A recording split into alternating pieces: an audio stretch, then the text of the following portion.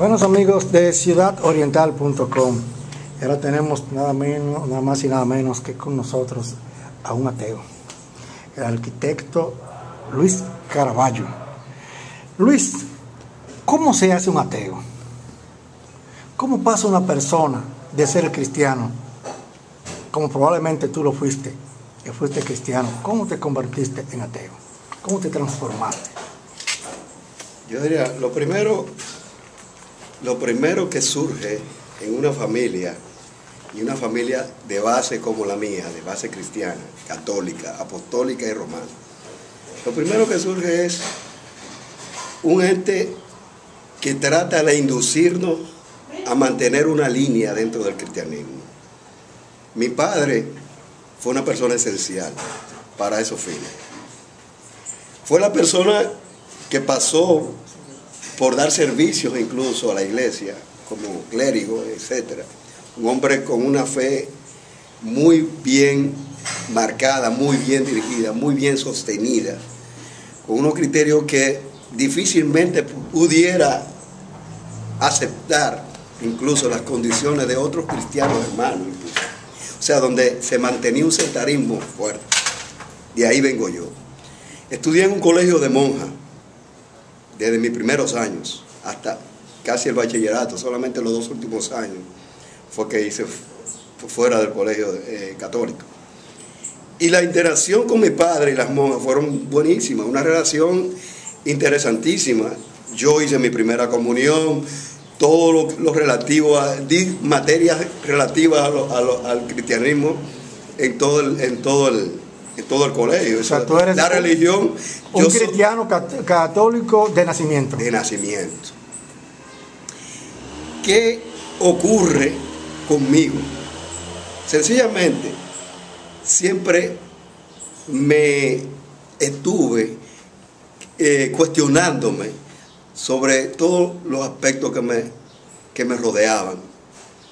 Una vez empecé a leer libros sobre los platillos y volantes y la Biblia, que fue uno de los que me empezó a marcar en ese sentido. Y empecé a relacionar a Ezequiel, buscaba en la Biblia donde hablaba de Ezequiel, de una nube que llegó, y empecé a relacionar todo ese tipo de lectura, que era apasionante. Incluso se dice que se utilizó como contrainsurgencia en los momentos que estaba Balaguer, el poder donde era iniciaba mi adolescencia. Y empiezo a buscar y a hacerme con pasión una idea de todo ese tipo de cosas. Escritores como von Däniken, como Benavides, o sea, una serie de escritores que realmente leí, que me llevaban entre ese oleaje. Resultó que ese libro que yo encontré de la Biblia y los platillos volantes, entonces me puse a investigar sobre cada párrafo de la Biblia, que ahí lo mencionaba, era un librito pequeñito. ¿Qué ocurrió? Que después que yo he leído el libro y he visto todos los pasajes, pero ven acá, yo soy cristiano, me planteo a mí mismo. Yo ahora he leído parte de la Biblia. En aquella época, los cristianos católicos no estaban como ahora, o sea, que están entrando dentro de un fundamentalismo por conveniencia, que es lo que al final uno lo ve así. Y resultó que dije, bueno, pero yo no he leído la Biblia, déjame ponerme a leer la Biblia, a ver qué dice. Efectivamente, empiezo a leer mi Biblia del Génesis y la terminé en el Apocalipsis. No, naturalmente, lo hice con un sentido crítico, lo hice ya que venía con ciertas ideas de los libros que estaba leyendo, y empecé a hacer cruces. Y me di cuenta de muchos planteamientos que tenía la Biblia que realmente son infundados. Entonces, los aspectos históricos, cuando uno analiza los aspectos históricos y ve que la Biblia hablan de que es un libro histórico, pero no tiene ninguna adaptación. Te habla de Adán y Eva y no te sitúa a Adán y Eva en el siglo tal.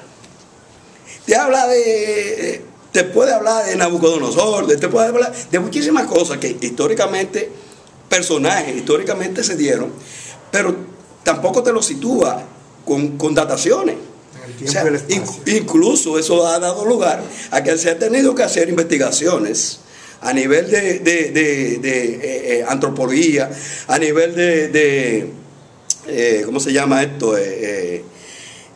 Lo que se hace, investigaciones Arqueológicas. para poder datar y poder darle una respuesta a eso. Porque el mundo de hoy exige eso. El mundo de hoy es un mundo donde el individuo tiene que estar más cerca de la realidad, en mayor contacto con la realidad, en mayor contacto con la verdad.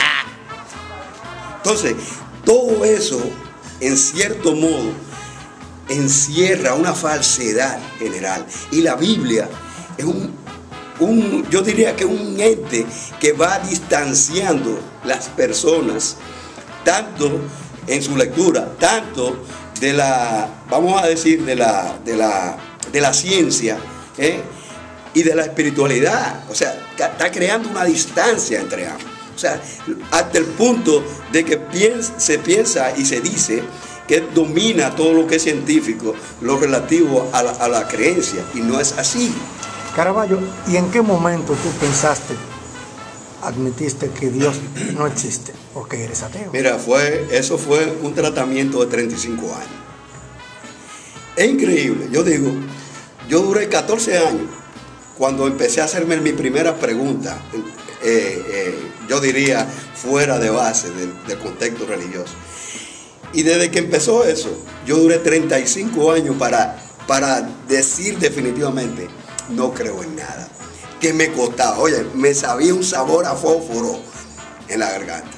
Cuando decía eso, claro, porque yo estaba navegando contra un mundo realmente que donde estaba todo el mundo en esa misma tesitura. Hablar de que Dios no existía, hablar de que Dios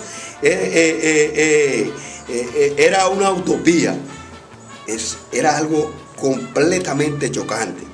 Entonces, uno solo, porque ahora mismo usted encuentra literatura, ahora mismo usted encuentra apoyo en el internet, ahora mismo usted encuentra apoyo como grupo de Ateodón, usted encuentra apoyo en muchísimas partes que le hablan con toda la franqueza de esas cosas y emiten juicios interesantes. Y usted oye y ve lectores y escucha también personas a través de la radio, a través de YouTube, a través de todos los medios. Usted ahora encuentra con mucha facilidad eso. Pero uno con 14 años, donde uno se plantea, pero ven acá, Adán y Eva lo hizo Dios. Pero Adán vino, y es una pregunta así, de una de las primeras que se me ocurre, ¿no? Entre muchas. Adán y Eva lo hizo Dios. Entonces tuvieron a Caín y Abel. Caín mató a Abel y nada más quedaban solos. Pero ¿qué ocurre? Que viene cómo se da la proliferación del ser humano y empieza uno a cuestionarse. O sea, se acotaron con la mamá, se acotó con la mamá, hubo incesto. De ahí empezó a tener el desarrollo de este mundo. O sea, uno empieza a ver los colores de las cosas, como también uno empieza a ver los colores. Ven acá, ¿por qué yo soy negrito y por qué aquel es blanquito? ¿De dónde viene eso? O sea, eso tiene que tener una explicación lógica. Caraballo, ¿se puede ser ateo sin ser un estudioso de la ciencia? No. Para ser ateo hay que estudiar mucho. Lógicamente que sí. ¿Por qué? Yo le digo que a mí me ha costado 35 años. A mí me ha costado 35 años. Eso no es de la noche a la mañana. O sea, y yo lo que tuve fue 14 años siendo católico. O sea, y me eduqué en un colegio de monjas y tuve toda mi orientación fue cristiana, católica, apostólica y romana. Donde le dije, me bauticé, fui a la iglesia todos los domingos hasta que yo tenía 17 años obligado. O sea, para tú ser ateo tuviste que estudiar mucho. Claro que sí, eso me ha costado mucho. ¿Qué estudiaste? La vida. Ahí es que está todo. El secreto, cómo surge, el origen del hombre, esencial. Por suerte soy arquitecto. Y lo que más me puso en la tesitura de todo esto fue pensar en cómo se desarrollan las primeras ciudades. Cuando usted hace un análisis concreto de cómo se desarrollan las primeras ciudades, cómo surge la primera aldea, entonces usted empieza a decir, oye, qué lejos estamos. Y es tan claro eso. Empiezo investigando, porque yo quería hacer un libro, y lo estoy haciendo, lo que pasa es que lo paré por el momento porque me metí en otro, sobre el polígono central de la ciudad de Santo Domingo. Yo soy un inquieto por el tema humano, social. En eso es que yo voy enclavando todo mi conocimiento. ¿Qué ¿Qué pasó? Que en ese libro yo digo, pero yo tengo, para poder dar concepto de lo que es una ciudad, yo tengo que irme a las primeras ciudades y ver qué hay ahí. ¿Qué fue? ¿Cómo se formaron? ¿Cómo surge una ciudad? Y voy y me pongo a investigar. Cuando investigo, la primera ciudad, o las primeras ciudades, se habla de dos, que hubo en el mundo, fueron la ciudad de Ur, y la ciudad de Uruk. ¿Y dónde están? Precisamente cercana al río Tigris y el Éufrates, donde estaba. Una estaba fuera de entre los dos y la otra estaba entre los dos. ¿Qué ocurre? ¿Por qué se da ese concepto? ¿Por qué se crea esa estabilidad en ese grupo de individuos que formó esa aldea? Sencillamente, porque eran tipos que vivían de manera nómada. O sea, hasta el momento se data de que son 3.500 años antes de Jesucristo. Antes de la era cristiana, vamos a decirlo así, que ese es el término que debe usarse. Esos 3.500 años antes de la era cristiana fue que se dio esas primeras ciudades. Pero ¿qué ocurre? ¿Eso por qué se da? Documentada. Sí, documentada. O sea, y hay también controversia en términos de esas dataciones también. Sí, pero para no alejarnos, como ya el tiempo se reduce, tú no crees en la existencia de Dios, eres un ateo, abandonaste tus creencias religiosas, las que te enseñaron tu papá y tu mamá en el colegio, el sacerdote, te bautizaste. Cuando tú mueras, ¿dónde irá tu alma? Bueno, yo creo estoy seguro que es así, y todo el mundo lo sabe y está consciente de eso. El ser humano tiene que cumplir con tres cosas vitales: nacer, crecer y morir. No importa de lo que muera, no importa, porque la gente cree muchas veces que ahí no se termina todo con la muerte. Y evidentemente es así. Nosotros pasamos a ser simplemente basura cósmica. Nuestra integración será de otra forma. Pero de que va a haber un más allá y va a haber otra vida, eso se queda con los egipcios, que fueron los que se inventaron todo eso con el libro de la muerte. ¿No irás a un lago de fuego o al Edén? Todo eso es pura fantasía. Cuando uno se muere, para lo único que va para una caja, el que lo entierran en caja o el que lo incineran se va a volver simplemente ceniza. Pero un grupo muy reducido de materia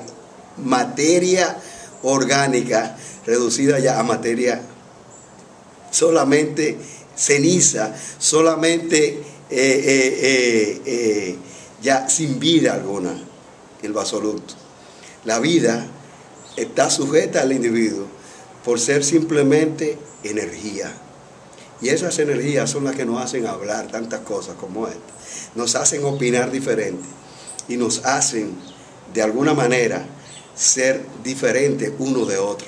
Pero al fin y al cabo, todos venimos de una misma raíz, de una misma raza, de un mismo ser humano, que son los boquimanos que están en el desierto de Kalahari, en África. Bueno, gracias, arquitecto Luis Caraballo.